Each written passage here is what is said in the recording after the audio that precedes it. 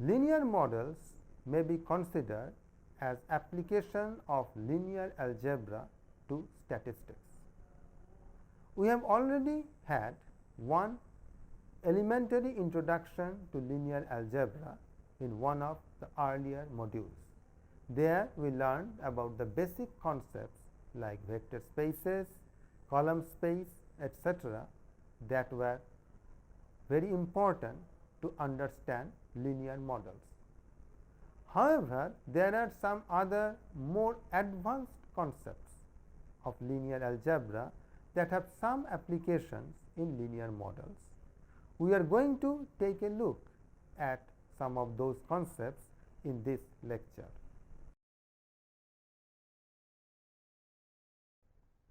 Linear algebra part 2, column space. The coefficient matrix for a system of equations is the augmented matrix with its last column deleted. The column space of a matrix is the span of the columns treated as vectors of the matrix. That is, it is the vector space spanned by the columns of the coefficient matrix. If the columns of the coefficient matrix are A1, A2, An, then a linear combination of these, that is an element of the column space, is of the form B equal to x1 A1 plus x2 A2 plus plus xn An. Theorem: a linear system is solvable if and only if the vector of constants belongs to the column space of the coefficient matrix. A non-empty set W of some vector space is a subspace if it is closed under linear combinations. This means that for every x and y in W, all linear combinations of x and y also belong to W. We represent the system of equations a11 x1 plus a12 x2 plus etc. etc. ending with am1 x1 plus amn xn equal to bm as ax equal to b. Here we have m equations in n unknowns. Observe that in the coefficients we are writing the equation number as the first index and the variable number as the second index. Now, this can be written succinctly as Ax equal to B, where A is the matrix of the coefficients with ijth element equal to Aij, and B is the vector in the right hand side B1 to Bn, and X is the vector of the unknowns x1 to xn. Definition: if A is a matrix, then the set of vectors x such that Ax equal to 0 is called the null space of A. The row space of a matrix A is the span of the rows of A, that is, if we consider the rows of the matrix as vectors, then the vector space spanned by those row vectors is called the row space of the corresponding matrix. Proposition: let A and B be two row equivalent matrices, then A and B have the same row space. In fact, you can even take this as the definition of row equivalence. Non-zero rows theorem. The non-zero rows of any echelon form of a matrix A form a basis for the row space of A. Proof: the row space is the span of the rows. If we row reduce the matrix A, then the new matrix has the same row space as A itself. This follows by proposition 1.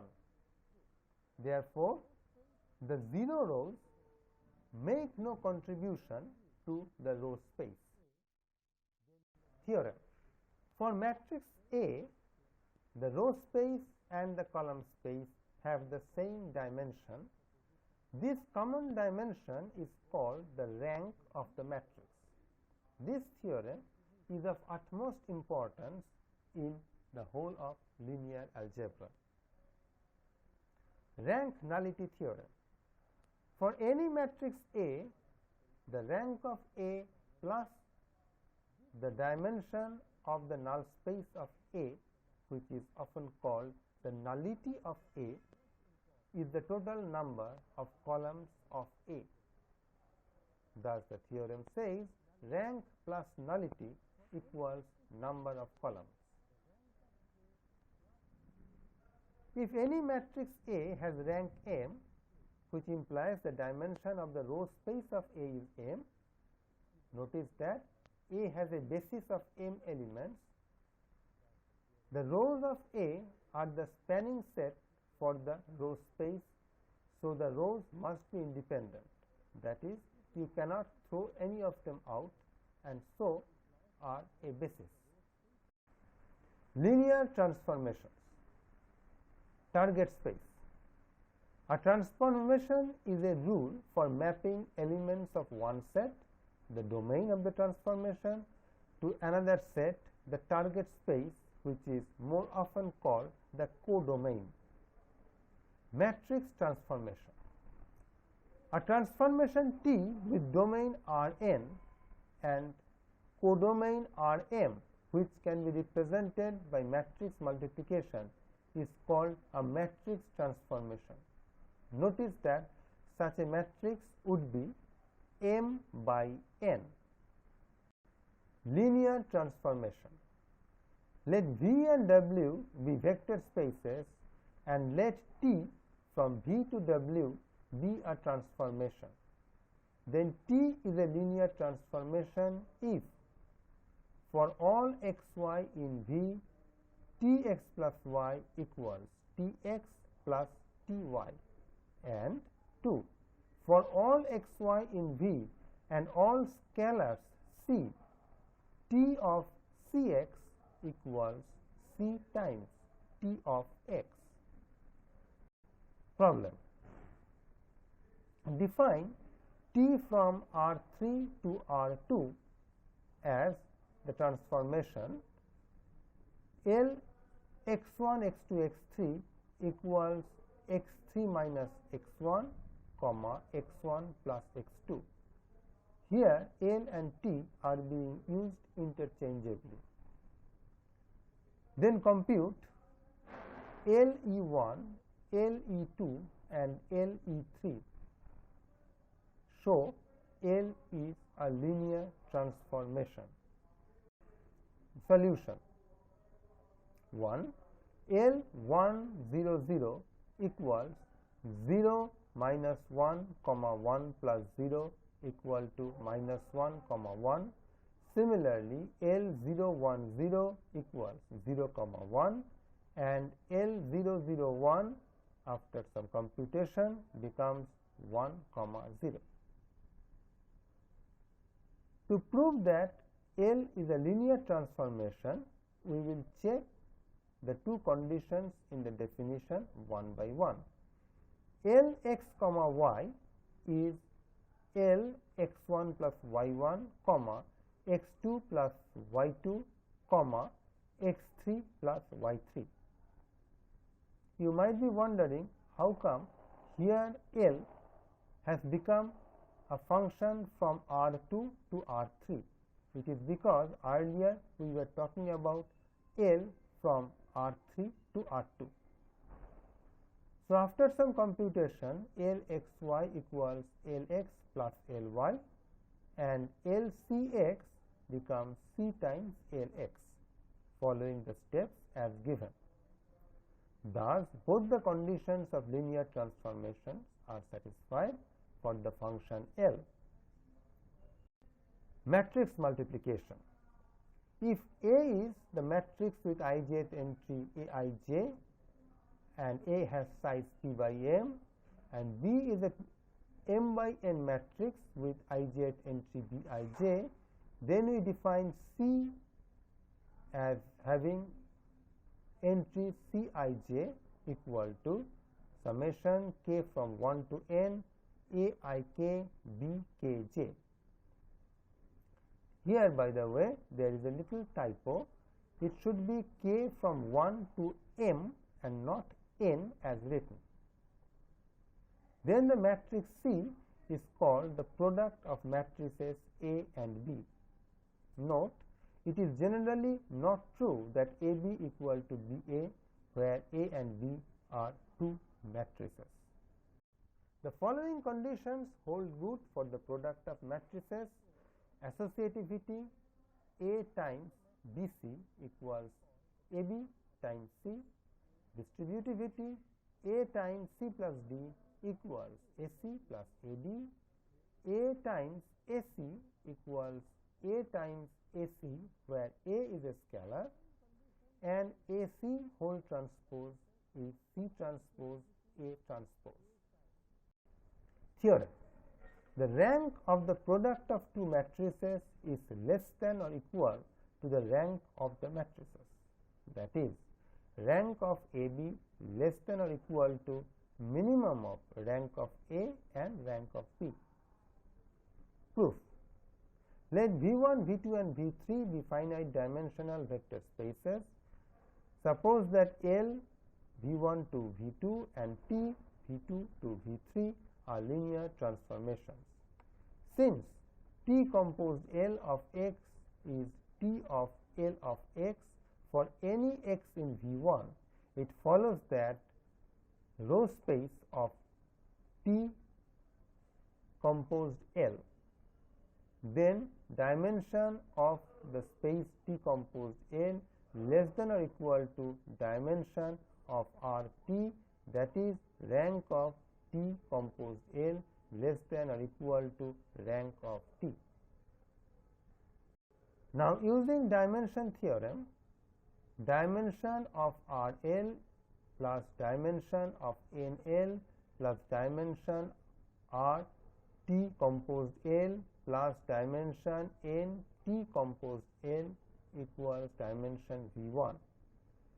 Hence, the inequality rank of TL less than or equal to rank of L is equivalent to the inequality dimension of null space greater than equal to dimension of null space of L. Therefore, rank is less than or equal to minimum of ranks of T and L.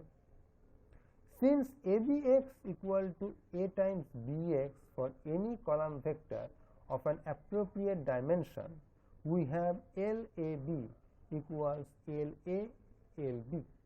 Therefore, using the condition rank less than or equal to minimum of the two ranks, we can say that rank of AB less than or equal to minimum of the two ranks.